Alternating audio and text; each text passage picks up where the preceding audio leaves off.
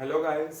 तो अब हम डिस्कस करने जा रहे हैं वेरी इंपॉर्टेंट टॉपिक। जैसे कि हमने पहले डिस्कस किया था about the self induction, now we have to discuss the concept of the mutual induction. Clear. और ये जो म्यूचुअल इंडक्शन का कॉन्सेप्ट है, अगर आपने सेल्फ इंडक्शन का कॉन्सेप्ट अच्छे से क्लियर किया है, मतलब अगर आपको कॉन्सेप्ट अच्छे से आता है, देन आप इसको बहुत अच्छे वे में अंडरस्टैंड कर सकते हैं। क्लियर। जस्ट डिफरेंस क्या है कि वहां पे हमने वन कॉइल ली थी और यहाँ पे हमने क्या करना है, टू कॉइल्स लेना है, मतलब एक फिनोमिना स्टैब्लिश करना है। बट दोनों के बीच में क्या होगा, वो आपके पास म्यूचुअल कॉन्सेप्ट होगा। क्लियर। तो म्यूचुअल एक तरह से ये कॉन्सेप्ट जो हमने यूज करना है, ठीक है। तो देखिए आपके पास म्यूचुअल इंडक्शन का मीनिंग क्या होता है कि इसमें क्या होता है कि अगर करंट एक कॉइल में चेंज करता है, देन ईएमएफ क्या होती है, नेबरिंग कॉइल में इंड्यूस्ड होती है, मतलब उसके साथ वाली कॉइल में इंड्यूस्ड होती है। क्लियर। जबकि सेल्फ इंडक्शन में क्या था कि जिसमें करंट चेंज कर रहा था, देन वो जो ईएमएफ होगी उसी में क्या होगी, इंड्यूस्ड होगी। क्लियर। तो देखिए आपके पास किस टाइप से है, जस्ट यहाँ पे मैंने क्या किया, ये एक कॉइल कंसीडर करी और ये एक बैटरी है और यहाँ पे मेरे पास है ये रियोस्टैट। क्लियर। और यहाँ पे मैंने इसके पैरेलल में एक अनदर कॉइल ली है और यहाँ पे अटैच है गैल्वेनोमीटर, जिसके डिफ्लेक्शन से हमें पता चलेगा। क्लियर। अब देखिए यहाँ पे क्या है कि ये मेरे पास जो कॉइल है, this one is a primary coil, और ये मेरे पास जो कॉइल है वो क्या है, सेकेंडरी कॉइल है। क्लियर। इसी में हमने डिस्कशन करनी है कि मैंने कहा है कि फर्स्ट कॉइल को अज्यूम किया है प्राइमरी और सेकंड कॉइल को मैंने कंसीडर किया है सेकेंडरी कॉइल। क्लियर। तो आपके पास क्या है कि अगर करंट इस कॉइल में चेंज करता है, देन आपके पास ईएमएफ जो इंड्यूस्ड होती है वो नेबरिंग कॉइल में इंड्यूस्ड होती है। क्लियर।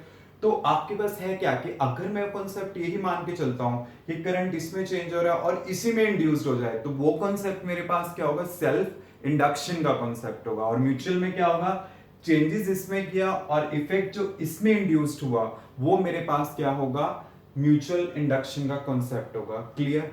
तो आपके पास है क्या कि पहले की तरह है, रियोस्टैट लगा हुआ है, उससे आप क्या कर सकते हो, रेजिस्टेंस को चेंज कर सकते हो। और अगर आपके पास रेजिस्टेंस चेंज करेगा तो करंट चेंज करेगा, करंट चेंज करता है तो बी मतलब मैग्नेटिक फील्ड चेंज करते हैं। क्योंकि जैसे देखिए मेरे पास ये है phi equal to B A cos theta. Clear. और E इक्वल टू क्या होता है, minus d phi by D T. तो अगर I चेंज कर रहा है, करंट चेंज कर रहा है, तो B चेंज करेगा, तो उसकी वजह से मेरे पास फ्लक्स चेंज करेगा। अगर फ्लक्स में चेंज आ रहा है तो इसका मतलब क्या होता है, ईएमएफ इंड्यूस्ड होता है। तो मतलब क्या है कि अगर इसके साथ वो चेंज करेगा तो इसके साथ भी चेंज करेगा, जिसकी वजह से आपके पास क्या होगा कि यहाँ पे क्या होगा, ईएमएफ इंड्यूस्ड होगी, which is indicated by the deflection in the galvanometer. Actual में क्या होता है कि एक कोर होती है जो दोनों में बेसिकली क्या होती है, कॉमन होती है, जिसके अबाउट आपके पास ये फिनोमिना टेक प्लेस होता है। ऐसे नहीं कि वो ट्रांसफर हो जाता है हवा में, मतलब एक कोर होती है जो बेसिकली दोनों के बीच में कॉमन है, जिसकी वजह से आपके पास ये फिनोमिना यहाँ पे अक्कर होता है। क्लियर। अब देखिए हमने क्या करना है, यहाँ पे इंड्यूस करंट की डायरेक्शन पता करनी है। क्लियर कि वो क्या होगी। अगर आपने सेल्फ इंडक्शन की वीडियो को अच्छे से देखा है, उसको अंडरस्टैंड किया है कि उसमें कैसे इंड्यूस्ड होता था, क्या डायरेक्शन होता था, अगर उसको आपने अच्छे से अंडरस्टैंड किया है, देन ये आपके लिए बिल्कुल इजी होगा। क्लियर। जैसे देखिए अगर मैं कह रहा हूं कि आपको गिवन है कि करंट का मैग्नीट्यूड आपके पास क्या कर रहा है, इंक्रीज कर रहा है। क्लियर। अगर आपके पास करंट का मैग्नीट्यूड इंक्रीज करता है तो उसकी वजह से क्या होता है, ये क्वेश्चन में गिवन है आपको। क्लियर। आपको पता है जिस डायरेक्शन में करंट फ्लो करता है वो किसकी डायरेक्शन होती है, करंट फ्लो की डायरेक्शन होती है, मींस वो इंक्रीमेंट की डायरेक्शन होती है। क्लियर। तो आपको पता है ईएमएफ या करंट कौन सी डायरेक्शन में इंड्यूस होता है, जो अपनी ही प्रोडक्शन को अपोज करे। तो आपको पता है कि इंक्रीमेंट का डायरेक्शन मेरे पास क्या है, ये है। तो ईएमएफ और करंट कौन सी डायरेक्शन में इंड्यूस होगा, उससे अपोजिट डायरेक्शन में इंड्यूस्ड होगा। क्लियर। बट अगर आपके पास क्वेश्चन में मेंशन है कि आई आपके पास क्या कर रहा है, डिक्रीज कर रहा है, अगर आपके पास आई का वैल्यू डिक्रीज करता है तो उसमें आपके पास होता क्या है कि आई का वैल्यू डिक्रीज, तो ईएमएफ कौन सी डायरेक्शन में इंड्यूस होगी, इंक्रीमेंट की डायरेक्शन में। तो इंक्रीमेंट के डायरेक्शन तो मेरे पास क्या है, ये वाला है, तो इसी डायरेक्शन में आपके पास क्या होगी, ईएमएफ इंड्यूस्ड होगी। मतलब ये पहले की तरह है, अगर आपने वो कॉन्सेप्ट अच्छे से क्लियर किया है तो ये आपके लिए बड़ा इजी है। बस फर्स्ट कॉइल को मैंने प्राइमरी और सेकंड कॉइल को मैंने सेकेंडरी कंसीडर किया है। क्लियर। अब देखिए मेरे पास जो यहां पे है, अब आता है इससे रिलेटेड कॉफिशिएंट।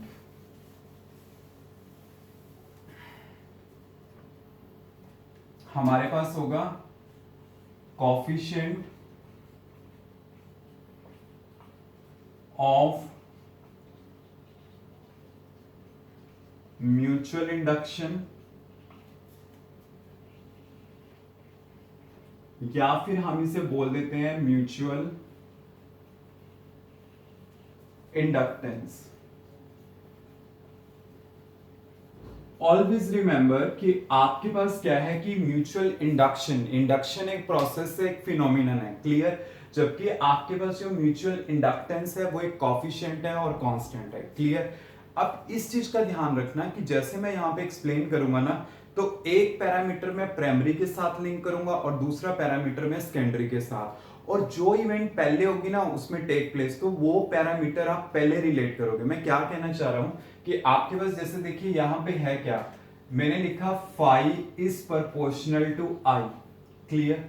तो मैं कह रहा हूं कि जैसे करंट फ्लो करता है एक कॉइल में, देन वो क्या करता है, फ्लक्स लिंक करता है, ठीक है। मतलब the current flowing through the coil is directly proportional to the amount of the flux linked with that coil, clear. अब देखिए जो करंट फ्लो कर रहा है, मैं कह रहा हूं वो प्राइमरी कॉइल से फ्लो कर रहा है, और फ्लक्स इसके साथ लिंक करेगा प्राइमरी के साथ भी सेकेंडरी के साथ भी, but you will say about the secondary, क्योंकि प्राइमरी की अगर मैं डिस्कशन करता हूं तो वो क्या है, सेल्फ इंडक्शन का कॉन्सेप्ट है। तो मैं क्या कह रहा हूं, the current flowing through the primary coil is directly proportional to the flux link with the secondary coil. आपने एक पैरामीटर सेकेंडरी के साथ लिंक किया। अब देखिए जब मैं क्या करता हूं, यहां पे प्रोपोर्शनैलिटी को इक्वालिटी में चेंज करता हूं, तब हमारे पास कांस्टेंट आता है यहाँ पे m, और m जो मेरे पास यहाँ पे है वो क्या है, म्यूचुअल इंडक्टेंस, जैसे है हमने पहले डिस्कस किया था। मींस ये जो कांस्टेंट है मेरे पास m, ये मेरे पास क्या है, म्यूचुअल इंडक्टेंस है, क्लियर। अब मैंने क्या करना है, इसको एक्सप्लेन करना है।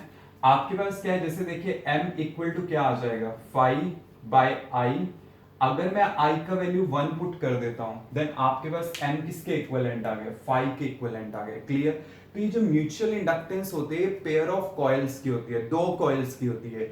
Means mutual inductance of a pair of coil वो किसके इक्विवेलेंट होगी, flux linked with the secondary coil when the unit amount of the current flowing through the primary coil। मतलब जब प्राइमरी में से यूनिट अमाउंट का करंट फ्लो करेगा, then जो m होगा for a pair of coil वो किसके इक्विवेलेंट होगा, flux link with the secondary coil, clear. तो ये हमारे पास क्या होगा, m का वैल्यू फाई के इक्विवेलेंट होगा, क्लियर। अब देखिए कि हमें यहां पे पता है E इक्वल टू क्या होता है, minus d phi by D t, ये हमारे पास होता है। अब फाई का वैल्यू मैं यहां पे पुट कर लेता हूं, माइनस डी और यहां पे M I by D T, तो यहां पे क्या आ जाएगा, minus M D I by D T, और एक किसके इक्विवेलेंट आएगा, ई के, क्लियर। तो यहां से एक रिलेशन ही आ गई जिसे हम न्यूमेरिकल्स में यूज कर सकते हैं, और इसको मैं यहां पे ऐसे लिख सकता हूं,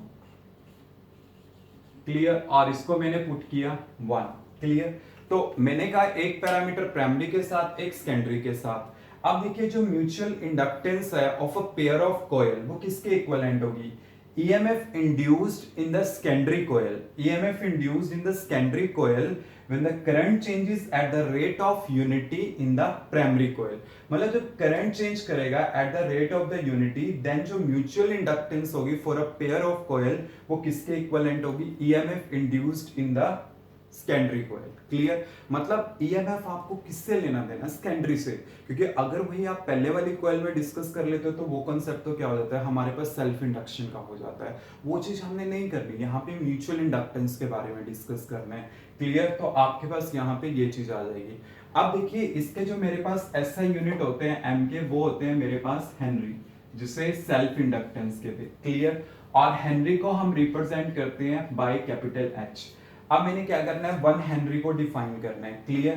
तो मेरे पास जो m होगा वो 1 हेनरी होगा, कब, जब EMF कितनी होगी मेरे पास 1 वोल्ट, और करंट कैसे चेंज करेगा, 1 एम्पियर पर सेकेंड, क्लियर। तो मेरे पास क्या है कि जो म्यूचुअल इंडक्टेंस है of a pair of coil is said to be 1 henry when 1 volt of the EMF induced in the secondary coil when the current changes at the rate of unity in the primary coil। मतलब current change करना चाहिए primary में, और आपके पास EMF किस में होगी, secondary में, एक पैरामीटर प्राइमरी के साथ और एक सेकेंडरी के साथ, जैसे कि मैं बार बार बोल रहा हूँ। क्लियर। अब मैंने क्या पता करना है, इसका dimensional formula, then same process है, वो पहले भी डिस्कस किया था, और डायमेंशनल फार्मूला हमारे पास सेम ही आता है, बट मैं फिर भी इसमें क्लियर कर देता हूँ एक चीज शॉर्टकट में, कि जैसे फाई इक्वल टू एम आई है हमारे पास। क्लियर। तो यहां से m इक्वल टू क्या आएगा, फाई बाय आई। अब फाई का क्या होता है, m1 L2 t minus two a minus one, ये चीज होती है। और I का हमारे पास क्या होता है, एम्पियर। तो इसका क्या आ जाएगा, m1 L2 t minus two a minus two. तो मेरे पास जो म्यूचुअल इंडक्टेंस का डायमेंशनल फार्मूला है वो क्या होगा, सेम वही है जो सेल्फ इंडक्टेंस का है, मतलब m1 L2 t minus two ampere per metre square. Clear. तो इस टाइप से क्या करना है, आपने ये चीजें याद रखनी है। तो ये हमारे पास था complete about the phenomena of the mutual induction, और उससे related coefficient means mutual inductance. Clear, any doubt?